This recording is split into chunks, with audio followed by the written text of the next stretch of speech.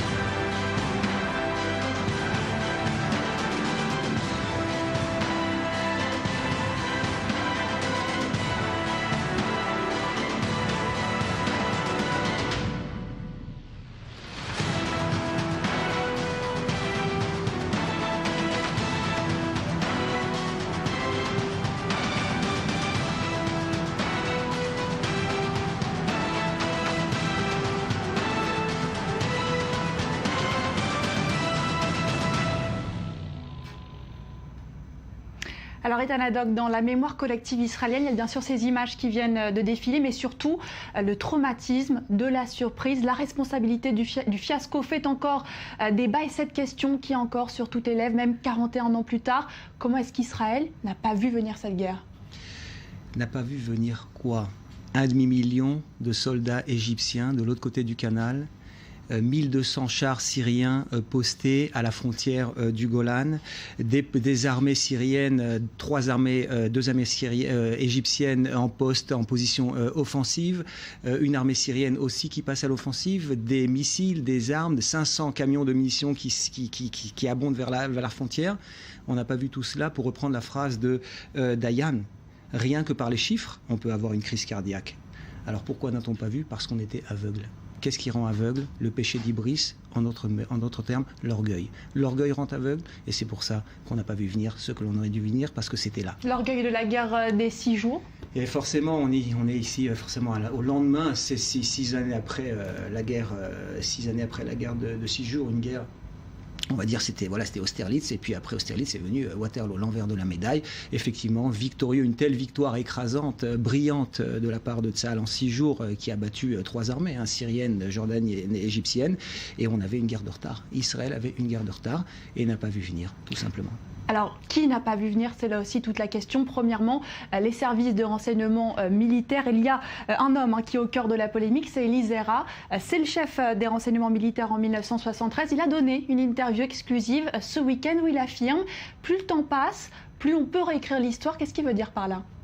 Ce qu'il veut dire par là, c'est qu'il a 86 ans. Ouais. Qu'il a été désigné comme le coupable principal de cet échec. Échec total du point de vue du renseignement militaire, puisqu'on l'a vu, on l'a dit, les chiffres étaient là, tout était là. Comment ne pouvait-on pas voir? Eh bien, tout simplement parce que Eli Zeira, en tant que responsable du renseignement, était censé donner une alerte de 48 heures. C'est ce que Tsahal demandait, 48 heures pour pouvoir se mesurer à deux fronts, le front syrien et le front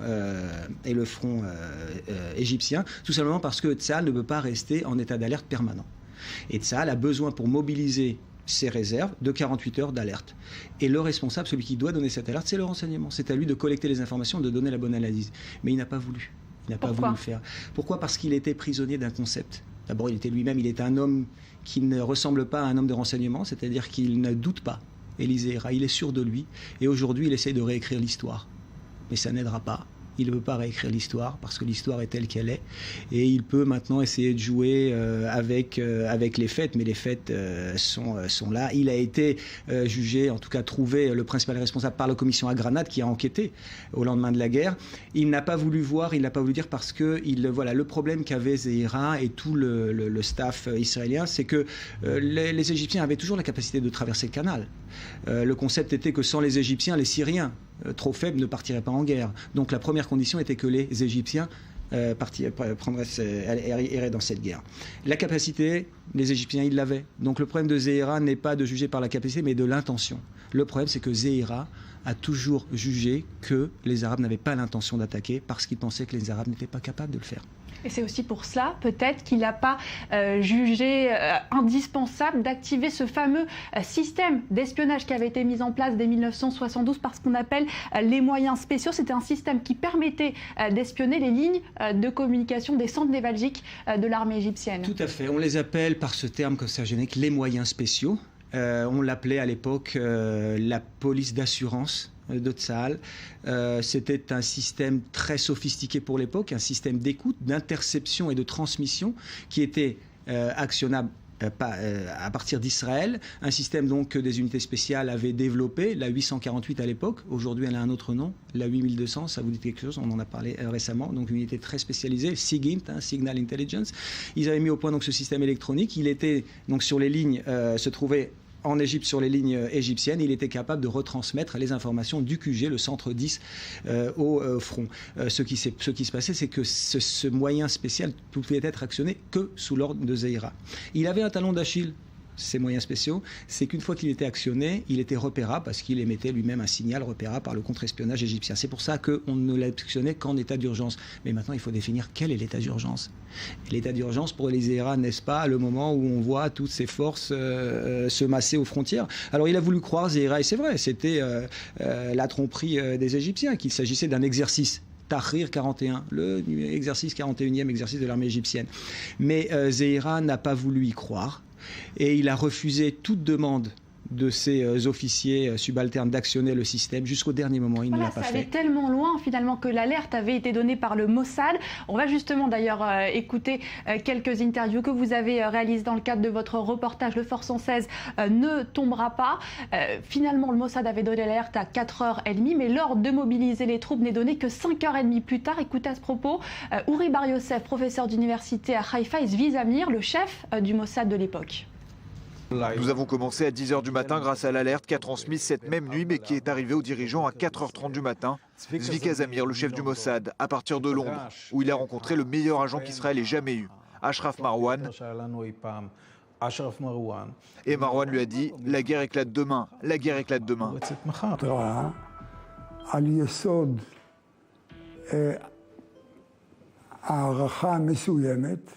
Le Mossad avait donné l'alerte sur la base d'une certaine évaluation qui comportait des risques. Il y avait beaucoup de risques. Si je m'étais trompé, dommage qu'il n'en fût pas ainsi, on aurait dit « Regardez, il nous a sorti des synagogues ». Je ne le sous-estime pas, mais si je me trompe dans la préparation de la guerre, il faut que vous sachiez. Chaque temps d'alerte est un avantage très important.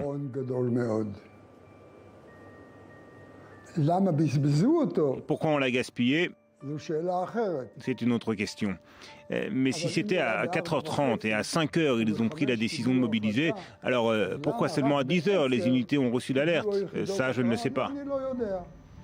comprend sa frustration au chef du Mossad. Pourquoi l'alerte n'a été donnée que 5 heures plus tard? Alors là, on a parlé de cette fameuse alerte du Mossad. Alors c'est la deuxième source qu'avait Tsahal, parce qu'on avait 2 sources en or. La première, les moyens spéciaux dont on a parlé, pas actionnés. Il faut rappeler qu'Élisée à ce sujet faisait croire, a laissé entendre qu'ils étaient actionnés. C'est pour ça que l'état-major pensait qu'il ne se passait rien. La deuxième, c'est cette source. On l'appelle l'ange. Il est le gendre de Nasser, qui a précédé donc Sadat, et lui est très proche du pouvoir. C'est un proche, Ashraf Marwan, un Égyptien proche de Sadat. Il est devenu très proche de Sadat. Après une tentative de coup contre Sadat, il a bien choisi son camp, un opportuniste. Hein. Il est chimiste d'ailleurs, il vit à Londres, il aime parier, il aime jouer. Voilà, il a épousé Mouna, la fille de Nasser. D'ailleurs, Nasser lui en voulait et a demandé à Mouna de divorcer, mais elle est restée avec Marwan. Et Marwan a donné l'alerte. Marwan appelle Tzvi Zamir la veille et donne le code d'alerte de l'armée. Tzvi Zamir prend un avion, se retrouve à Londres, et à Londres, il entend Marwan lui dire « Le demain va éclater la guerre ». Marwan ne savait pas exactement. De Marwan. Alors Marwan, c'est un être complexe. C'est quelqu'un, c'est un aventurier, c'est un opportuniste. Il a besoin d'argent, il parie, il aime flamber, c'est un flambeur. Et puis c'est un aventurier. Et pour lui, c'est beaucoup plus sexy d'être proche du Mossad que d'être proche du régime égyptien. Et surtout, il en veut à Nasser, son beau-père, qui l'a rejeté. Donc il y a beaucoup d'aspects psychologiques. Donc, tout était là finalement. Ouais, on avait un espion, on avait ce système également d'espionnage qui n'a pas été activé, et c'est le fiasco. Et c'est le fiasco, presque, parce que le Mossad est là pour tout de même donner l'alerte.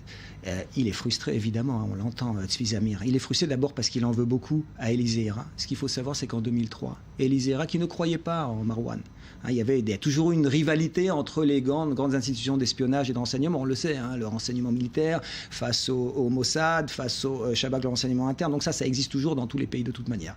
Mais là, il était tellement sûr de lui, Zéhira, qu'il ne voulait pas, voilà, vous voyez dans le Mossad peut-être un rival. Et pour lui, c'était un double espion, un agent double. Alors d'accord, il y a ces disputes internes entre ces 2 services. Mais sur le terrain, l'armée de l'air qui avait embrayé pendant la guerre de 6 jours, qu'est-ce qui s'est passé? Je vais juste finir quand même sur Zéhira, et on va en parler parce que c'est effectivement une grande question. Où est l'armée de l'air invincible? Cette armée de l'air qui a cloué au sol l'armée de l'air syrienne et l'armée de l'air égyptienne en 67. Tout était sur on misait tellement sur l'armée de l'air. Juste un dernier point tout de même sur Élisée Héra. En 2003, Élisée Héra vend, je vais le dire comme ça, hein, il donne le nom de Marwan, il donne la source à un journaliste, et quelques années plus tard, Marwan Ashraf en 2007 tombe malencontreusement de sa fenêtre dans son appartement à Londres et meurt. Voilà. Donc on comprend par qui et pourquoi. Pour revenir à l'armée de l'air, bien effectivement, on attendait tant de cette armée de l'air. Cette armée de l'air, elle avait demandé aussi 48 heures. Parce qu'il n'y a pas de miracle. Les Égyptiens avaient compris, et les Syriens, les armées arabes, avec l'aide des Soviétiques, qu'ils ne pouvaient rien contre la souveraineté de Tsahal, de l'armée de l'air israélienne. Et ils avaient construit un réseau très dense, anti-aérien, avec des missiles SA-2, SA-3 et surtout le fameux nouveau SA-6, dont les Israéliens ne connaissaient rien. Et les Israéliens avaient dit, face à un tel réseau si dense dans les forces égyptiennes, pour que nous puissions agir, nous avons besoin d'une frappe préventive. Et nous avons besoin, 48 heures avant, de nettoyer ce réseau. Mais ils n'ont pas obtenu l'autorisation de le faire. Dayan a dit non, de peur. Parce qu'on avait 67, on avait attaqué Israël avait attaqué par surprise. Et cette fois, Israël ne voulait pas être le déclencheur de la guerre. Et l'armée de l'air n'a pas été autorisée à conduire une frappe préventive. Et donc, il n'y avait plus personne pour aider les chars au sol. Alors il y a les échecs, mais il y a aussi les histoires d'héroïsme comme dans toute guerre. C'est l'objet de votre reportage. Le fort sans cesse ne tombera pas. Vous racontez l'histoire d'un combat héroïque d'une unité de Tsahal dans les premières heures de la guerre de Kippour. Lorsque les armées arabes déferlent par surprise dans le nord, ils trouvent une ligne de défense israélienne en sous-effectif, mais un îlot de résistance refuse de céder. Sur le plateau du Golan, on va regarder un extrait de ce reportage.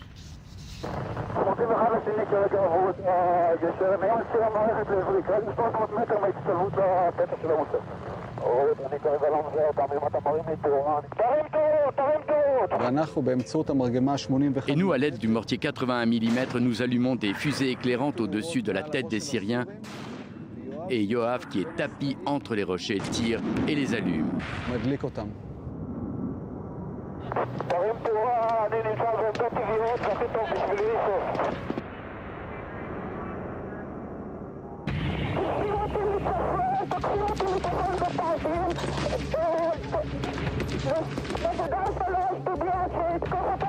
Je dis à Arié, lève-toi.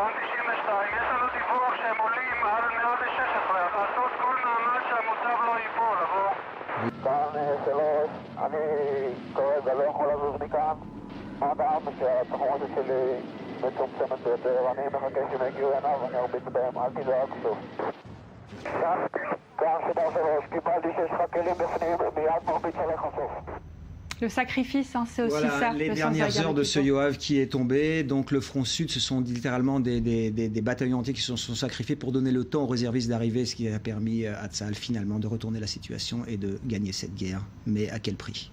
Merci beaucoup, Ethan Haddock, pour ce décryptage. Merci à vous d'avoir suivi cette édition spéciale sur i24 News. J'aurai le plaisir de vous retrouver dès la semaine prochaine pour une nouvelle immersion au cœur de la planète stratégique et militaire. À la semaine prochaine.